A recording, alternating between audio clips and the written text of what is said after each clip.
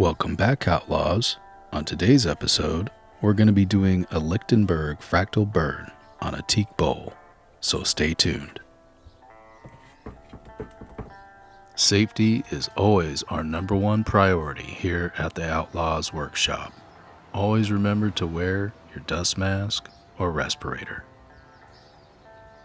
We had an old teak bowl sitting around that needed to be refinished, and this seemed like the perfect candidate to do a burn. Let's get this thing cleaned up and ready for the next step.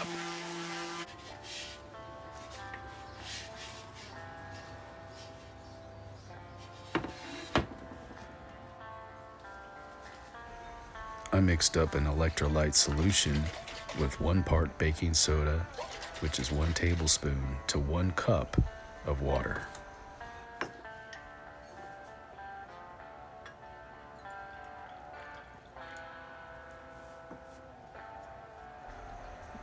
Next, we'll be taking a sponge brush and applying the solution over the entire bowl and allowing it to soak in.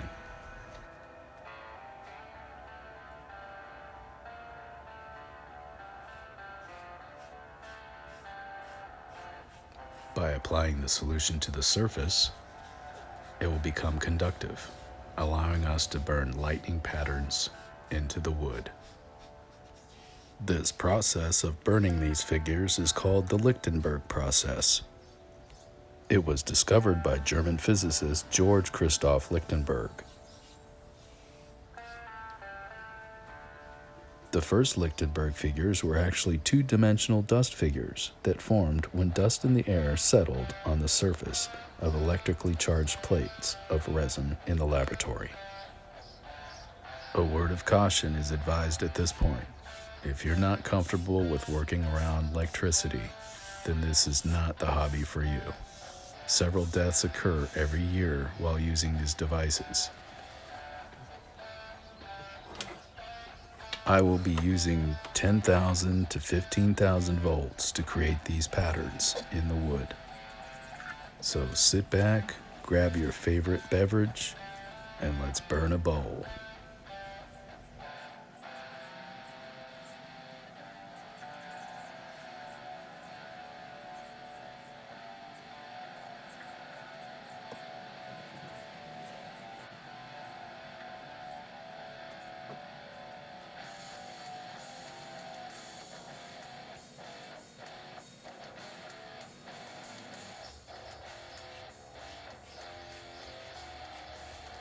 Every so often, you reapply the solution to keep the wood from drying out so you can continue to burn.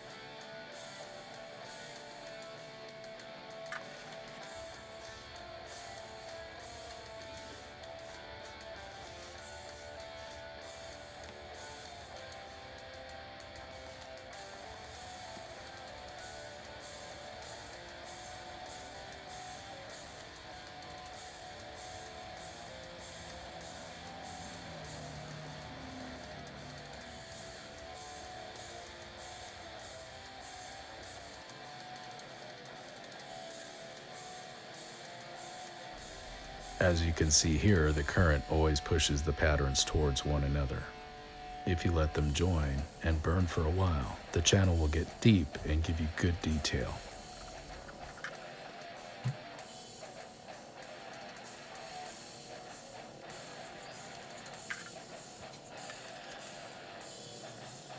Although the burn patterns are random, by applying the solution in certain areas, you can somewhat control which way the pattern burns.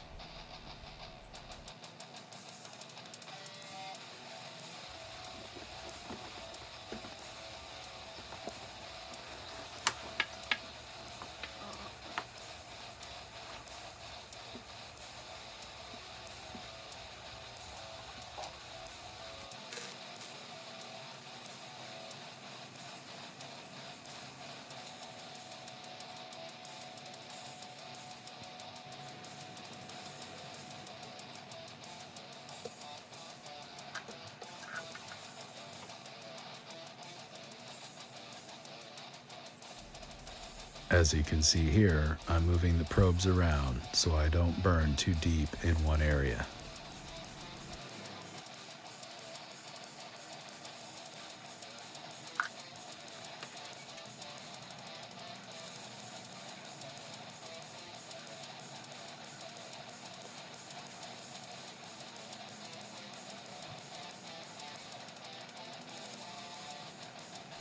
Here is another example of a controlled burn.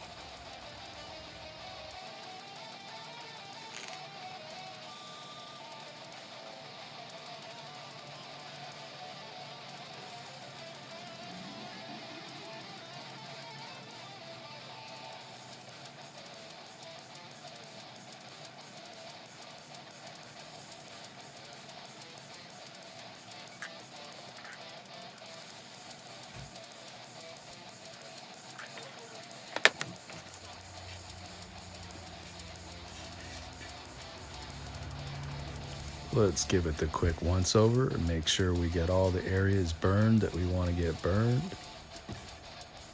It looks good to me. Let's get this thing ready to get cleaned off. It's important at this point that you take some water and a soft bristle brush and scrub out all the ash that you burned into those channels.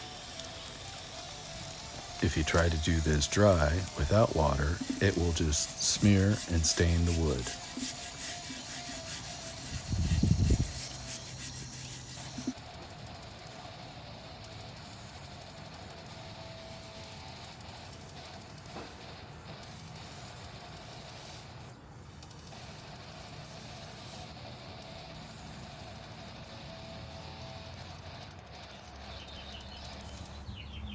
Now that we've cleaned it all up and it's been allowed to dry, we're ready for the next step.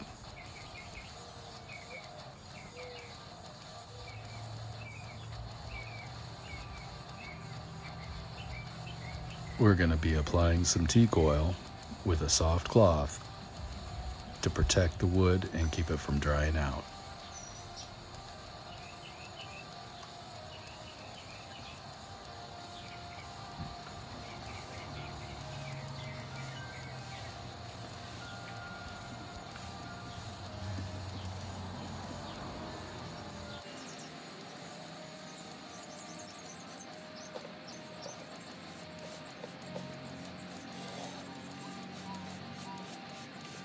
Depending on how dry your wood is, this process may take 3 to 4 times to complete.